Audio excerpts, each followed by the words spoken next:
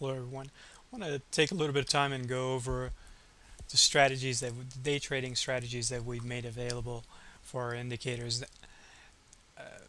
Also, at the same time, I want to go over some price action, looking at some specific trades that were triggered by those strategies. Before doing that, I want to explain a little bit about these strategies for anybody that's new or has some questions, or this is the first time you're looking at these strategies. These are not automated strategies. That is to say, they're not coded so the platform, TradeStation platform, will initiate the trades and manage the trades for you. We don't specialize in that type of trading, and we've frankly never been interested in that type of trading. And I'll give you some examples, and I'll try to make this as simple as possible and go over it quickly. We're strict traders. What I mean by that is we have strategies that have strict black and white rules that tell you when to go long, when to go short. If A, B, and C happen, then you'll go long, or if A, B, X, Y, and Z happen, you'll go short, etc., etc.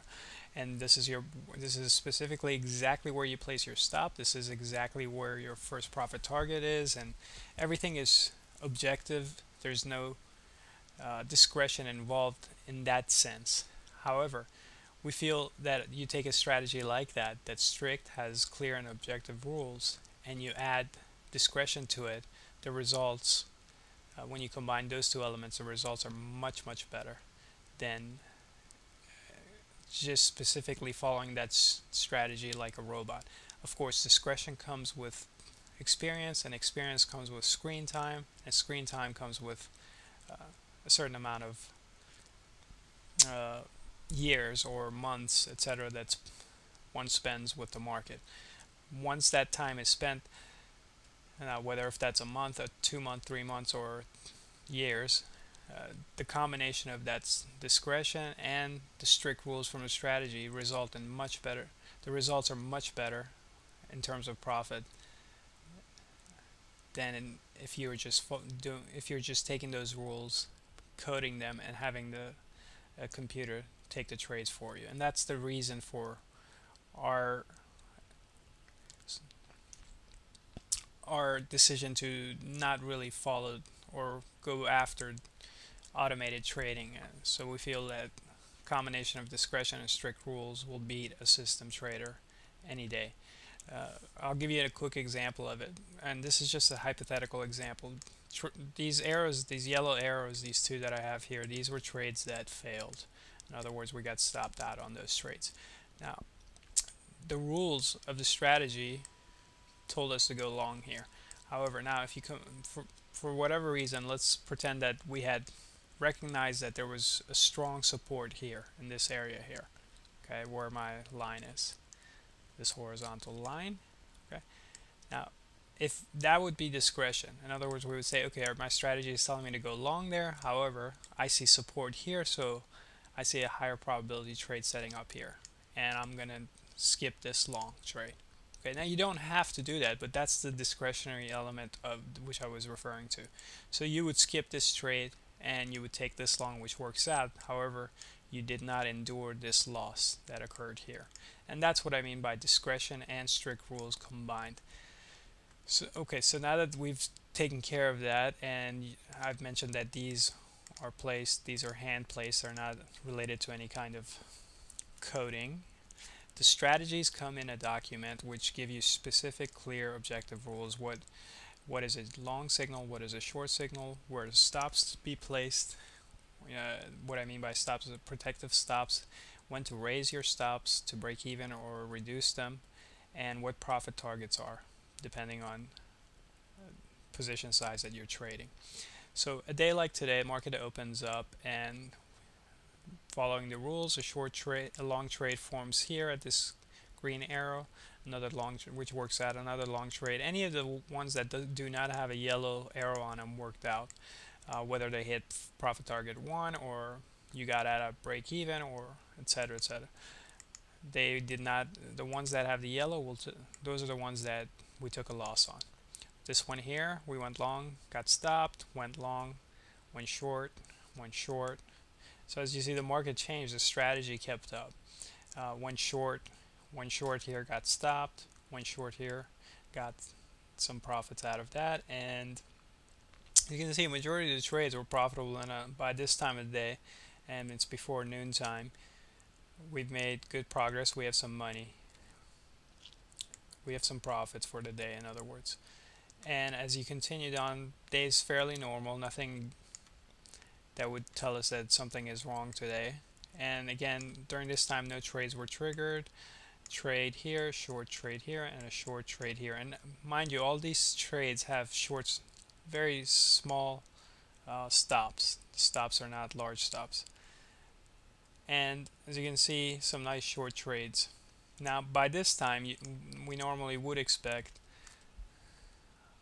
either a sideways action for the market to stop selling off because it had been selling off for some time now.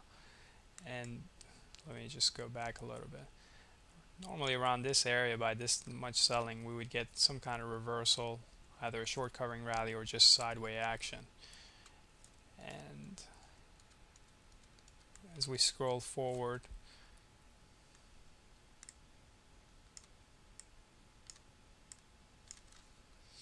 chart's freezing up. Okay, so my chart froze a little bit because I have so many things on this computer opened up and needed to close a few.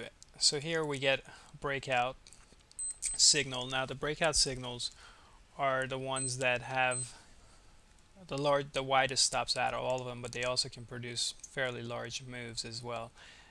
And one of the things in the strategies that we mentioned is that if those stop is too wide, the risk is too great for you, then you have two options: either ignore the trade, not take it, or you have actually three options: not take the trade.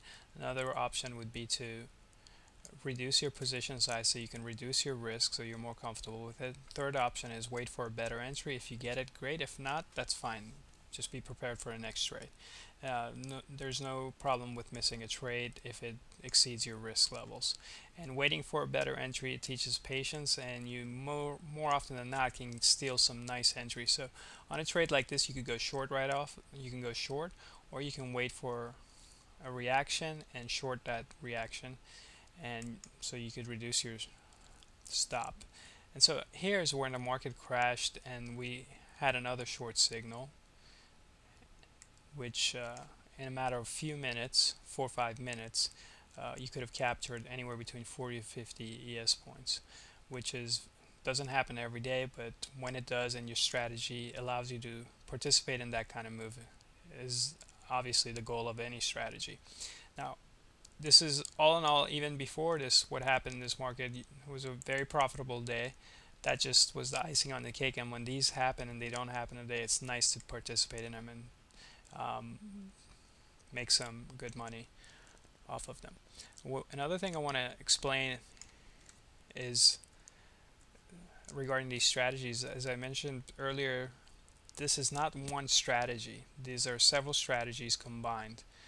And the reason for that is we there is something that we refer to as diversification of strategy. Just like if you guys have heard diversification of investments, you don't want to put, for example, the cliche, don't put all your eggs in one basket.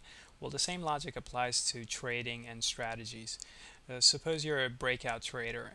Well, every day the market is not going to offer you some nice breakouts. Some of them are going to, some days you might just sit there on your hands all day long. And some days you'll get faked out and you'll take a couple stops. Now, if you are just a breakout trader and you're trading just that one particular strategy, you're going to have a hard time on days where you're closing with pretty much loss. Now, if you combine that with another strategy that, for example, on range days, breakouts are horrible, breakout strategies. Now, on those types of days, different types of strategies are going to work much better. When you combine those two strategies, now you've diversified. By doing that, your odds of having a profitable day each and every day as a day trader increases. So once you take 2, 3, 4, 5 strategies and you combine those as your arsenal, so to speak, for trading, then now you've leveled the field because the market has different faces each day, and it has different conditions. When you diversify your strategies, your odds are much better at having a profitable day. And so that's the whole point of these strategies. They're designed to work with each other for different phases or different conditions of the market. Hopefully this explains gives you some more information to go on regarding these strategies. A great day today, 13 trades, 2 losers, a lot of profits. If you guys have questions, just send us an email.